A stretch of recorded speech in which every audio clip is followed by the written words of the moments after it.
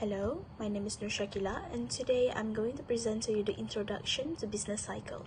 A business cycle, also known as an economic cycle, refers to economic fluctuations between periods of expansion and contraction.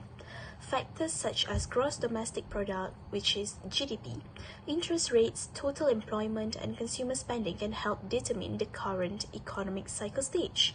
Understanding the economic period can help investors and businesses determine when to make investments and when to pull their money out, as each cycle impacts stocks and bonds as well as profits and corporate earnings. There are four different stages that characterize the business cycle, which are expansion, peak, contraction, and trough stages. During an expansion phase, the economy experiences relatively rapid growth, interest rates tend to be low, and production increases. The economic indicators associated with growth, such as employment and wages, corporate profits and output, aggregate demand, and the supply of goods and services, tend to show sustained uptrends through the expansionary stage. The flow of money through the economy remains healthy, and the cost of money is cheap. However, the increase in the money supply may spur inflation during the economic growth phase. Next is the peak of a business cycle. The peak of a business cycle is when the growth hits its maximum rate. Prices and economic indicators may stabilize for a short period before reversing to the downside. Peak growth typically creates some imbalances in the economy that need to be corrected.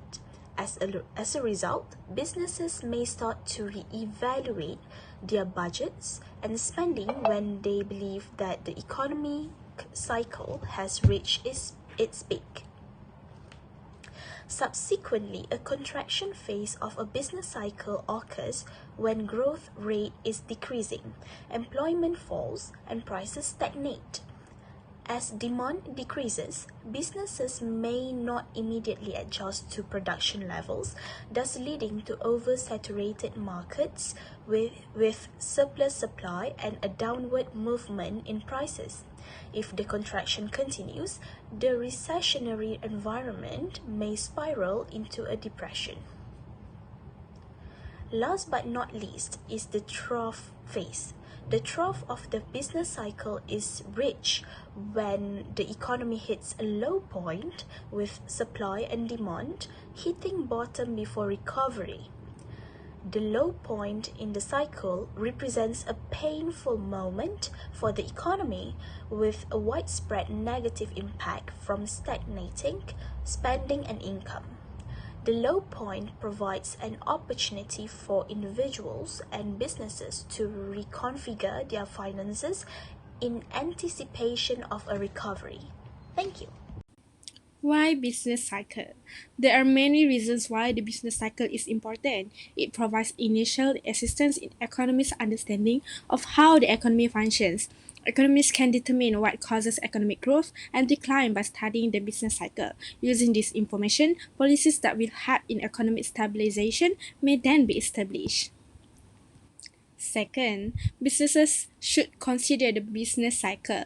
Businesses can make wiser decisions about their hiring and investment strategies by having a better understanding of the business cycle. Businesses might be more likely to invest. For example, during a period of expansion when the demand is high.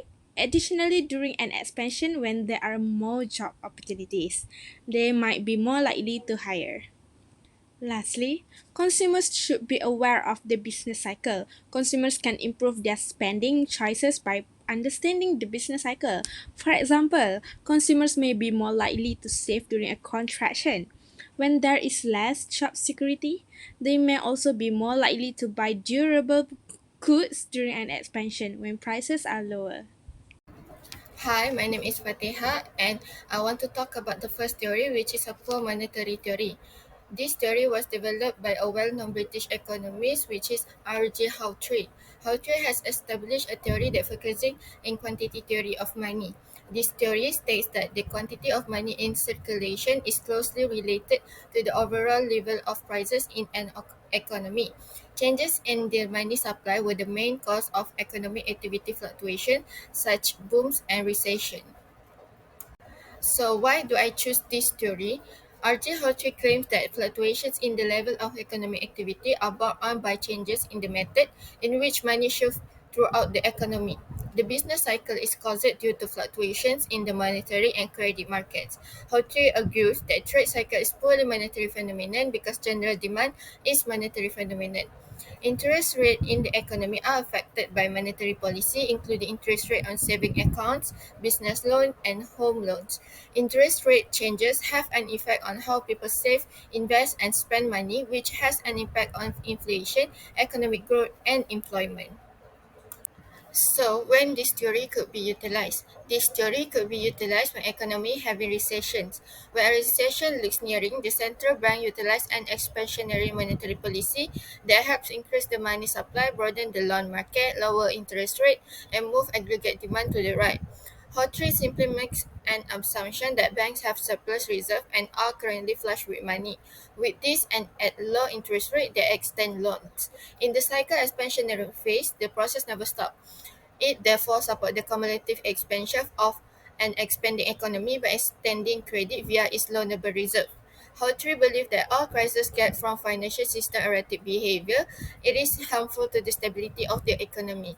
Banks collectively extend more credit than necessary during the expansionary phase. Next is how can it related to real life scenario. Poor monetary theory could be related to real life scenarios such as COVID-19 that happens recently. Central banks everywhere around the world implemented an expansionary policy stance in response to the COVID-19 crisis. During the COVID-19 crisis, central banks all over the world, especially the Federal Reserve in the United States, carried out massive asset purchase program known as quantitative easing. By assessing the impacts of increasing money supply on the price level, the poor monetary theory provides a framework to assess the potential inflationary effects of such measurements. Besides that, an approach to macroeconomic policy making due to COVID-19 is modern monetary theory. The fundamental concept of MMT is quite simple. Government can increase spending without raising taxes by simply instructing the central bank to print money, which it can do at nearly no marginal cost because they have sole authority to control the production of currency. Governments have engaged with major deficit expenditure to address the economic issues during the COVID-19 crisis. As long as the economy has an unexplored opportunity for growth and unemployment remains high, claim MMT proponents, inflationary forces are unlikely to become a serious threat. Hi, my name is Nur Shakila and today I'm going to present about monetary overinvestment theory. First of all, the monetary overinvestment theory was proposed by Hayek. Hayek stresses that in order to maintain economy's equilibrium, the pattern of investments should correspond to the consumption pattern. The gist of the money over investment theory is that the working of the monetary system brings about overinvestment in the economy, causing crises and depressions. Hayek's theory centers on the analysis of equilibrium between production of capital goods and consumption goods. Now, one main reason of why I chose this theory in the first place is because, to me, Hayek has proposed a good, crucial theory that our society can ponder about to further understand about economical equilibrium. In order to keep the economy in a stable equilibrium, it is necessary to have the voluntary savings equals to the actual investment. He asserted that the total investments should be distributed among various industries in such a way that each industry produces only as much as the consumer demands. When supply equals to demand, there will be no tendency to increase consumption. Thus, the economy remains in a stable equilibrium. Now, when can this theory be utilized? Apparently, the monetary overinvestment theory is widely applied and accepted in determining the economic equilibrium and stability. The main reference of this theory is for investment purposes. It can be used to explain the fluctuation in economic activities that arise due to an imbalance between the actual and desired investments. There are some criticism toward money over investments theory. First of all, This theory lays emphasis on the change in the interest rate as the major determinant of investment and ignores other important factors such as cost of capital equipment, businessmen's own expectations, etc. It is assumed that when the market rate is lower than the natural rate at which the demand for and supply of goods is equated, the new bank credit is extended to the capital goods industries. This is possible only under the situation of full employment. However, the business cycles have occurred even when the resources are not completely employed. In addition to this, one real-life scenario where the monetary over-investment theory can be applied is when there is an imbalance between the actual and desired investments. This can lead to fluctuations in economic activities. For example, if there is too much investment in capital goods industries due to an increase in bank credit without a corresponding increase in voluntary savings, it can result in over-investment. This can cause inflation and reduced purchasing power as the real demand does not increase at the rate at which the investment is increasing. As a result, the profitability of consumer goods industries becomes higher than that of capital goods industries. This can lead to a shift in investment from capital goods to consumer goods industry. Assalamualaikum warahmatullahi wabarakatuh. My name is Siti Aunyatura and today I'll be presenting business cycle according to theory of Keynes. So the Keynesian theory is developed by John Maynard Keynes, which emerged with the publications of Keynes' general theory of employment, interest and also money in 1936. So this theory is contrast with perspective to classical theory. So while the classical theory believes that prices and wages are flexible and the economy are at full employment at all times, Keynesian theory argues that total demand for goods determines employment, output, and income. So economy can be below or at full employment, and wages and prices can be sticky. So economic fluctuations are caused by changes in marginal efficiency of capital due to changes in investment rates leading to business cycles. So overall, this theory emphasizes the importance of managing aggregate demand in order to achieve economic stability and also growth. So why has the theory has been chosen? So the reason why this theory was chosen is that Keynes explained a systemic analysis of factors that cause business cycles, which the classical economists fails to do. So Keynes also emphasized on the role of aggregate demand in economic interventions by the government, and Keynes also contributes in the analysis of the determinants of economic fluctuations, which also believe that the changes in the rate of investment that cause economic fluctuations. So when can this theory be utilized? So the Keynes theory is applied in a various of economic scenarios, such as during periods of recessions or economic downturns. So Keynesian thinks that government involvements in the form of fiscal policies will promote economic growth. In addition, the Phillips curve also developed using the Keynesian theory, which also served as the basis of ISLM model. So next is criticisms toward Keynes. So even though Keynes' theory has profound impact on the economy field because of its ability to solve depressions, it also received a negative opinions from other economists. So because of in 1970s, there was stagflations, which led to criticisms of Keynesian views. Um, the first examples is Keynesian theory is criticized for its focus on the short-term effects and possible negative consequences such as inflations and also inefficiency from excessive reliance on fiscal policies. Next is monetarists are also argues that money supply money supply roles in inflation should be emphasized over government interventions in the case of recessions, because excessive government spending will cause crowdings out, which they can crowd out the private businesses, which then cause interest rate to increase and increase also the borrowing. So next is these are three examples of the real world applications. So the first one is the Great Depressions. So President Roosevelt used Keynesian measures in order to combat the economic downturn through government spending on job creation programs and also social reforms. The second one is during COVID-19 pandemic. So government implemented fiscal stimulus measures to combat the prolonged recessions by providing fiscal assistance to firms and individuals in order to stimulate the economy.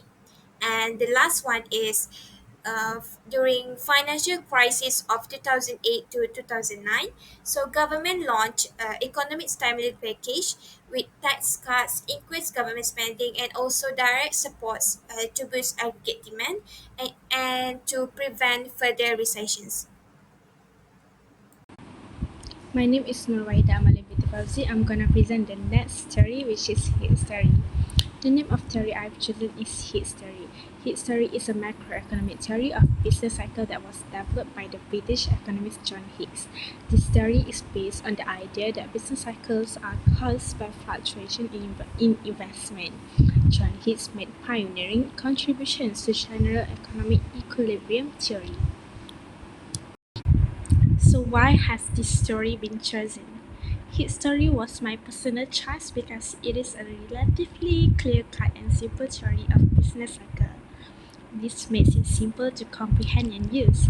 His story of business cycles argues that the economy can be driven out of equilibrium by changes in aggregate demand or aggregate supply.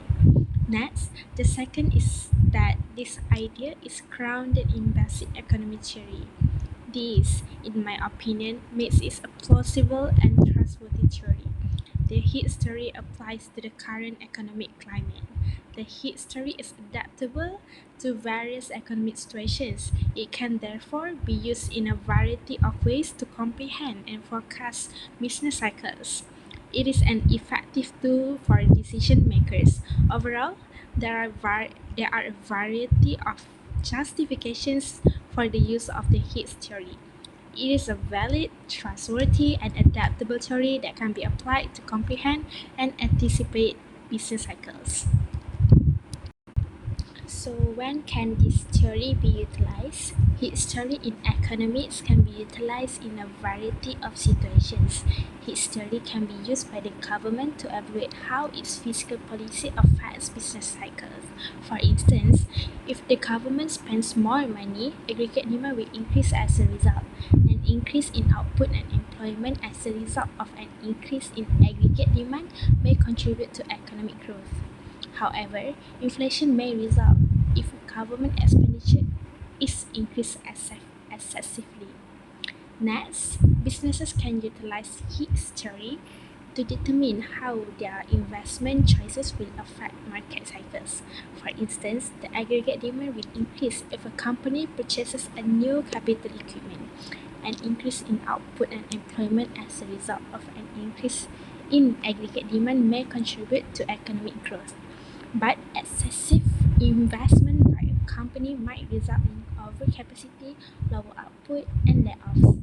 Investors can evaluate the risk of investing in various assets using the Hicks hypothesis.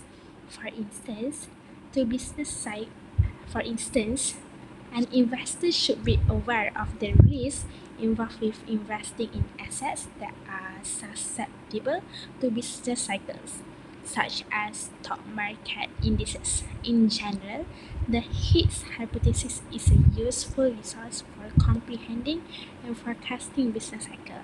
It can be utilized by investors, corporations, and policymakers to make wise financial decisions. In my opinion, some real-world scenarios where history can be applied is the COVID-19 pandemic. The global economy has been significantly impacted by the COVID-19 pandemic as well. Due to business closures and people staying at home due to the pandemic, there has been a decline in economic activity. The COVID-19 pandemic's connection to the recession can be explained using history. Aggregate demand has decreased as a result of the decline in economic activity, which has also caused a decline in investment. The recession was brought on by the decline in output and employment that resulted from this drop in aggregate demand.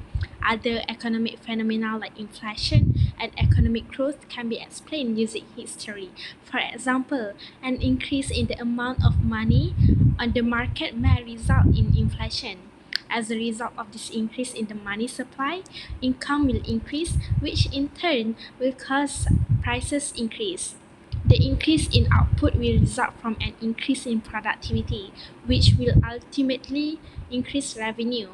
The economy can grow if this process continues to continue. This is an example of how the history can be used in real world circumstances. Understanding and forecasting business cycles can be done with the help of history, which is also useful for making economic policy decisions. Hi and Assalamualaikum.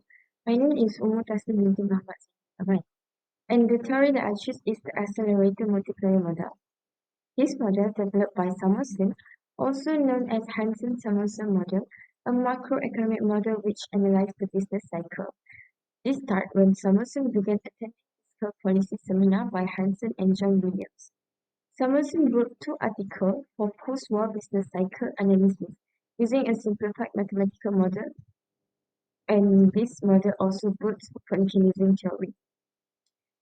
This model also linked economic activity fluctuation to aggregate demand, emphasizing government policy's role in managing business cycles. Okay, why I choose the accelerator multiplier model is because this theory suggests that fluctuation in aggregate demand play a significant role in shaping business cycles.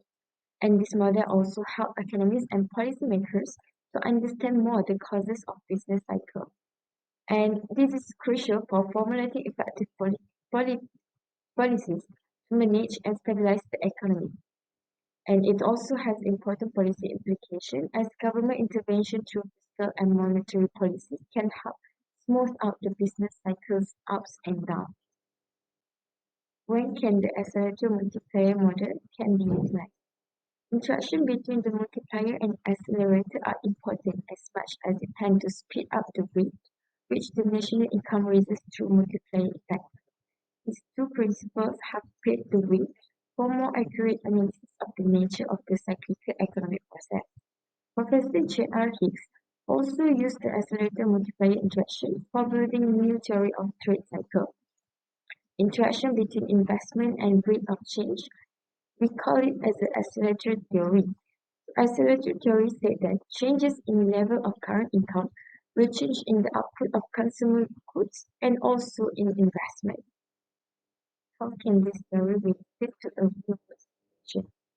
In 2009, global financial crisis GFC began with the US housing bubble burst, causing decline in housing prices and widespread mortgage default. Bank and other financial institutions suffered losses, leading to a contraction in lending and credit ability. The ability to lend and provide credit are constrained. The credit condition also will be tightened, and investment and spending will be reduced throughout the economy. This, this crisis also had multiplier effect which reduced consumer spending and demand for goods and services, causes firms to cut back on investment leading to job losses in the country. This model explains the GCF by showing how initial shock can be transmitted through the economy. Hi, I'm Nusar Batisha and I'll be presenting the next business cycle theories, which is the transport theory. So, the sunspot theory was first developed in 1875 by William Stanley Jevons and is one of the oldest theories of business cycle. The name itself was derived by the sunspot phenomena as he believed that the sunspot phenomena affect the earth weather, and as the economies in the old times were fully dependent in the agriculture industry, any changes in the climate condition caused by the sunspot created fluctuation in the agricultural output and thus give impact to the whole industry through demand and supply relationship. Prior economists also claimed that weather variation can affect the agricultural output and the overall health of the economy. So, why has this theory been chosen? This theory has the main concept that any random variables that are unrelated to the fundamental economic factors can be a cause to a fluctuation in economic activities through changes in expectations and the behaviors of the economic agents. This theory used to focus on the impact of climate condition on the agriculture industry. However, this does not provide a complete explanation needed for business cycle. Nowadays, sunspot in economy is seen as random variables that are not associated with the basic economic factors. Some examples of sunspot in the economy include the social and psychological factors such as the investor's sentiment and the expectation and reactions to non-economic events. So, when can this theory be utilized? This theory is not frequently used in explaining or predicting business cycle in modern economics, as it lacked a clear method in connecting sunspot or other random variables to economic behavior, making it not widely accepted. Sunspot is seen as an extrinsic random variable that may have an indirect impact in modeling a theory, but has no direct impact, contrary with the intrinsic random variables. Sunspot also often represents social and psychological phenomena that have an impact on economic decisions beyond the fundamental factors like demand and supply conditions in economic models. Business optimism and consumers' expectations are some factors that might contribute as economic sunspot without reflecting any objectively true aspect of the economy. To conclude, the sunspot theory might be utilized in this era if additional research is put on the theory with more solid empirical evidence and a clearer understanding on the underlying mechanism. Last but not least is how can it relate to the real world scenario? This theory has limited applicability to the real world scenario due to its lack of empirical support and clear causal mechanism. It is also rarely used in the analysis and justifications of business cycle as economists and policymakers often rely on more established theories and models. However, we can take the situation of a general election as the sunspot factor in predicting a country's gross domestic product or GDP as an example. There are circumstances that might indirectly affect the country's GDP, although a general politician election does not seem to bring any impact on GDP. Circumstances are the winning party could significantly change the government policy, and the individuals and organization will also create various expectations based on the victor's policy before making final decision. This shows how a random extrinsic variable that is not significant in influencing the economy can have an indirect impact that will eventually affect the economy, making it a sunspot in the economy. Thank you. In conclusion, business cycle refers to the fluctuation which is increase and decrease in economic activity over time, which is production, trade, consumption, and business cycle also have four phases, which is expansion, peak, contraction, and growth. Expansion means positive change in production and consumption, increased employment and spending and profit, which contraction means production and consumption change negatively, different with expansion. Business cycle is important to gain insight about economic countries' activity and to reduce any crises and problems. That's all from us. Thank you.